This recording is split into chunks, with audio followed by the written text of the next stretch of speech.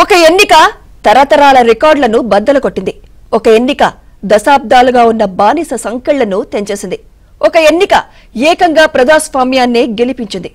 రాయలసీమ గడ్డలో పులివెందుల అడ్డాలో జరిగిన బైపోల్ వైఎస్ఆర్సీపీ భవిష్యత్తును ప్రశ్నార్థకం చేయనుందా? తన దారి రహదారి అనుకునే దూసుకెళ్తున్న పులివెందుల ఎమ్మెల్యే పొలిటికల్ ఫేట్ కు కామా పెడుతుందా? తన కంచుకోటకు బీటలు వారుతాయని భయపడుతున్న జగన్ రెడ్డి రాజకీయ జీవితానికి ఫుల్ స్టాప్ పెడుతుందా? ఈ ఒకే ఒక్క బైపోల్ జగన్ రెడ్డి నాయకత్వానికి గొడ్డలి పెట్టవుతుందా, గొడుగు పడుతుందా?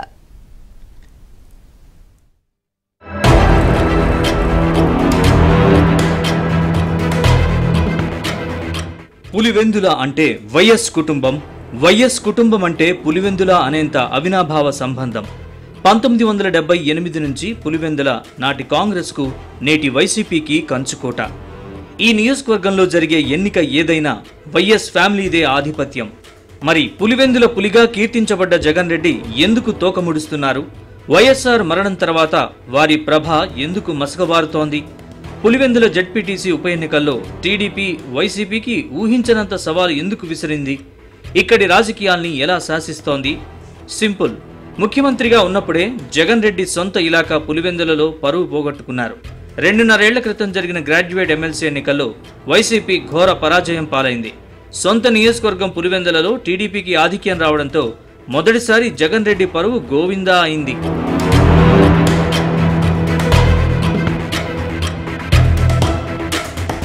తొడగొట్టకుండానే ఏమైనా చేసేస్తామనే ఓవర్ కాన్ఫిడెన్స్ లో ఉన్న వైసీపీ అధినేత, మాజీ సీఎం, ప్రస్తుత ఎమ్మెల్యేగా ప్రాతినిధ్యం వహిస్తున్న పులివెందుల జెడ్పీటీసీ ఉప ఎన్నికల్లో ఏజెంట్లను పెట్టుకోలేని దుస్థితి ఎందుకు దాపురించింది? ఓవైపు పోలింగ్ జరుగుతుండగానే మీ అనుయాయుడు, మీ ఆంతరంగికుడు అయిన కడప ఎంపీ వైఎస్ అవినాష్ రెడ్డి ఎందుకు చేతులెత్తేశారు?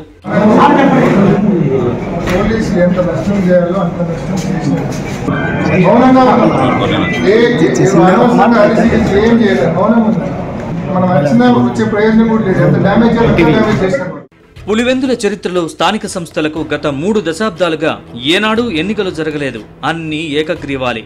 అంటే తమ మాటే శాసనం, తాము చెప్పిన వారికే పదవి. ఎదురు తిరిగితే అంతే సంగతులు.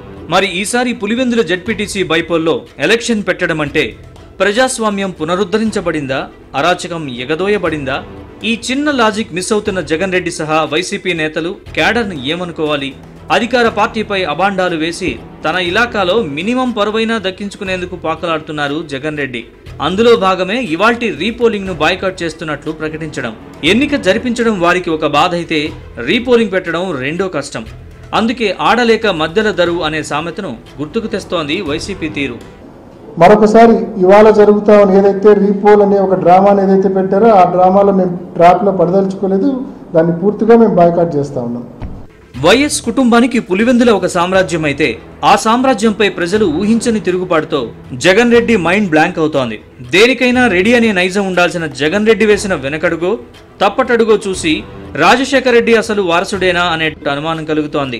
ప్రజాస్వామ్యంలో ఓటే ఆయుధం. ప్రజాస్వామ్యబద్ధంగా జరుగుతున్న పోలింగ్ ని బహిష్కరించడం అంటే ఏమనుకోవాలి? ఓటమి భయమైనా అనుకోవాలి, లేదంటే ఓడేదానికి ఎందుకు పరువు పోగొట్టుకోవడం అని మానుకోవడమైనా అనుకోవాలి. రెండోదే కరెక్టేమో. పులివెందుల జెడ్పీటీసీ ఉప ఎన్నికల ప్రక్రియలో మొదటి నుంచి వైఎస్ఆర్సీపీ వ్యూహాత్మక తప్పిదాలతో అప్రజాస్వామిక పద్ధతుల్ని అనుసరిస్తోంది. లేనిపోని దానికి గొడవలు చేసి భూతద్దంలో చూపెట్టేలా ప్రయత్నించి బొక్క బోర్లా పడింది.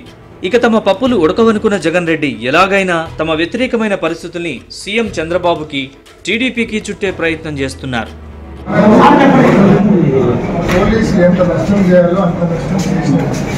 సైలెంట్ గా ఉండండి. పోలీసులైనా టీడీపీ కార్యకర్తలైనా మనందరి దృష్టిలో ఒకటి సైలెంట్ గా ఉండండి. వాళ్ళకి ఎంత నష్టం చేయాలో అంత నష్టం మనల్ని బాధ పెట్టారు. మౌనంగా ఏం చేయలేదు. మౌనం మనం వచ్చే ప్రయోజనం కూడా లేదు. ఎంత డ్యామేజ్ చేస్తారు. గత అసెంబ్లీ ఎన్నికల్లో రాయలసీమలో పట్టుకోల్పోయిన జగన్ రెడ్డి పులివెందుల బైపోల్తో సొంత నియోజకవర్గంలోనూ పట్టు జారిపోయినట్లే భావించాలంటున్నారు రాయలసీమ నేతలు, విశ్లేషకులు. పులివెందుల ఫలితంతో ఇది ఇంతటితో ఆగదు, ఈ ఓటమి ఇంపాక్ట్ ఏపీ అంతటా ఉంటుందంటున్నారు. అంటే త్వరలో జరిగే స్థానిక సంస్థల ఎన్నికలు, పురపాలిక ఎన్నికల్లోనూ పులివెందుల ఎఫెక్ట్ కనిపించడం ఖాయమంటున్నారు.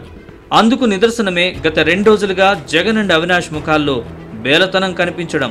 30 ఏళ్లుగా ప్రజల ఓటు హక్కును కాలరాస్తున్న జగన్ రెడ్డి పులివెందులలో ప్రజాస్వామ్యం ఖూనీ అయిందని అరిచి గీపెడుతున్నారు. రాష్ట్రంలో ప్రజాస్వామ్యం అన్నది కనపడడం లేదు, ప్రజాస్వామ్యం పూర్తిగా లేని పరిస్థితి రాష్ట్రంలో ఉంది అని చెప్పడానికి నిన్న జరిగిన ఎన్నికలే ప్రత్యక్ష ఉదాహరణ. ఇలాంటి అడ్డగోలు రాజకీయాలు చేసే నాయకుడిని లీడర్ అనరు, మాబ్స్టర్ అంటారు లేదా ఫ్రాడ్స్టర్ అంటారు. పులివెందులలో ప్రజాస్వామ్యబద్ధంగానే ఎన్నికలు జరిగాయి. ఓటమి భయంతోనే వైసీపీ నేతలు ఫిర్యాదులు, బహిష్కరణలు చేస్తున్నారని మండిపడింది టీడీపీ. పులివెందులలో రీపోలింగ్ ని బహిష్కరించిన వైసీపీ నేతలు నిన్న ఎన్నికను ఎందుకు బహిష్కరించలేదో చెప్పాలని డిమాండ్ చేస్తున్నారు Pulivendula TDP incharge BTech Ravi. నిజంగా మీ దాంట్లో న్యాయం ఉండి, నిజంగా అవకతవకలు జరిగి ఉండి 15 బూతులు మళ్ళీ రీపోలింగ్కి వచ్చినా, ఇప్పుడు పెట్టిన 2 బూతులు అయితే మళ్ళీ రీపోలింగ్ రావు కదా. ఈ రెండు బూతులు అయితే ఎలక్షన్ ప్రాసెస్ జరగాలి కదా.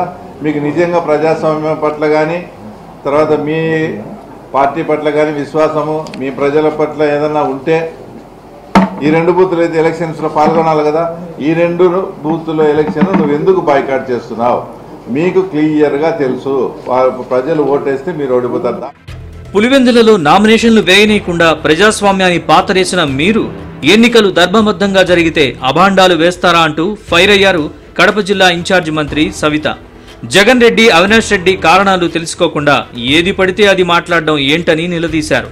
2024 అసెంబ్లీ ఎన్నికల్లో ఏపీ ప్రజలు ఓడించారని జనంపై జగన్ కు అక్కసు. పులివెందులలో కూడా ఓడిస్తున్న జనం అంటే అందుకే జగన్ కు కసి. ఈ రోజు మరి రీపోలింగ్ వాళ్ళే అడిగారు. వాస్తవానికి రీపోల్ కావాలా అని అడిగారు. మరి ఎలక్షన్ కమిషన్ 2 బూతులు రీపోలింగ్ పెట్టారు. ప్రజాస్వామ్యబద్ధంగా ప్రశాంతంగా పోలింగ్ జరుగుతోంది. మరి ఎందుకు బైకాట్ చేస్తారు?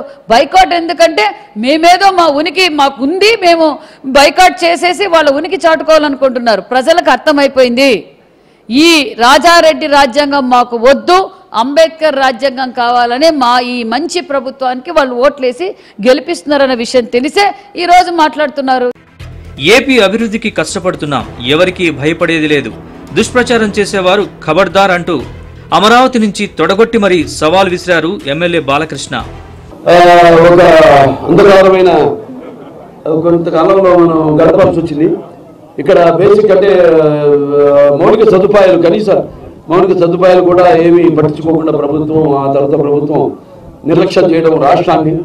అలా ఇంత మంచి ఒక బ్రహ్మాండమైన హాస్పిటల్ ముందుకు వస్తే అసలు ఆరోగ్యం దేని గురించి కూడా ప్రజల గురించి పట్టించుకోకపోవడం వల్ల ఒక రాజకీయ పార్టీ తన స్థాయి, సత్తా తెలియాలంటే ఎన్నికలే మార్గం. మరి అలాంటి అవకాశంలో గెలుపోటములు సహజం. రచ్చ చేయడమే ధ్యేయంగా పెట్టుకుని రప్పా డైలాగులు చెబుతూ తప్పు మీద తప్పు చేస్తున్న వైసీపీకి భవిష్యత్తులోనూ కష్టకాలం తప్పదా? తను గెలిస్తే ప్రజాస్వామ్యం ఒకలా, ప్రత్యర్థులు గెలిస్తే ప్రజాస్వామ్యం మరోలా ఉంటాయా జగన్ రెడ్డి అని ప్రశ్నిస్తున్నారు సీమవాసులు. గురువారం నాటి పులివెందుల ఉప ఎన్నిక ఫలితంతో అయినా వైఎస్ఆర్సీపీకి కనువిప్పు అవుతుందా? కస్సు బుస్సుమంటుందా? చూడాలి మరి.